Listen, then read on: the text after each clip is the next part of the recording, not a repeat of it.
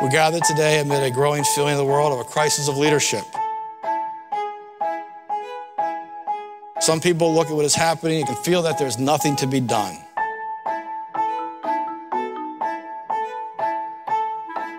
That our institutions and politics and processes are broken. Allow me to politely disagree. There's always something to be done.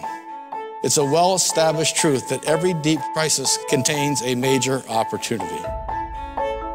I just went back to the first edition of The World is Flat, which I started writing in 2004. Came out in 2005. I looked in the index under F. Facebook wasn't in it. So when I wrote when I said the world is flat, we're all connected. Facebook didn't exist, Twitter was a sound, the cloud was in the sky, 4G was a parking place, LinkedIn was a prison, applications were what you sent to college, and for most people, Skype was a typo. Okay? 50% of Africa, almost 40% of India, in the next decade or 2 decades, will be moving towards urban areas. I think the number's like 77% of the world's consumption is now in developing markets. It's become very apparent in the last 12, 18 months. Demand is now coming from countries that were traditionally producers. All great companies have a kind of rowboat mentality. They're rowing hard, but they're looking at the past. We're very good at heart attacks. We're very bad with cancer. And that is partly the nature of organizations. Large organizations can be mobilized when you face a crisis. They are much more difficult to mobilize when you're dealing with a slow trend that is still eating away at you. I think big companies, by their nature, slow down, get stifled. Hell, I was in a meeting the other day, and we're going through Twitter and Facebook, and can we use it? We have all these laws and restrictions and what we can do. And I said to him, fine, you know what? If they invented the phone today, we wouldn't be using it for 20 years.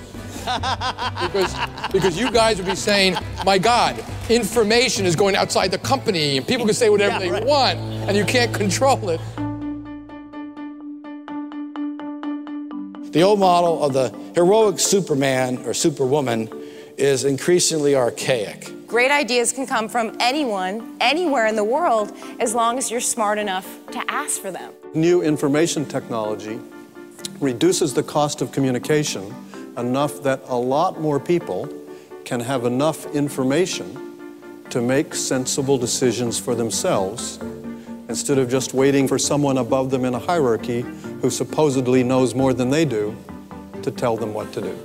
If you bring people together, you set them on a very specific challenge, they can unlock bottlenecks and open up channels of innovation that we wouldn't imagine what might come out of it. This is probably the only time in history where it is the 22, 23-year-olds who know more about the biggest revolution that's changing the world, the social and digital revolution, and more about how to harness and use the power of social media. There is a whole lot of flow of young people, but there is a lack of talent in the older, experienced set of people. And so we all have to get used to the fact that younger and younger leaders will emerge and younger leaders will lead the corporation. 1, you all have heretics.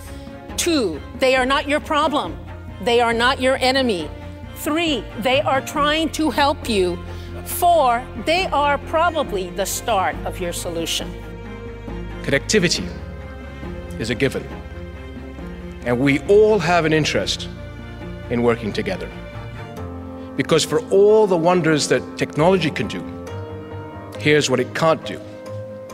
It cannot make our choices for us.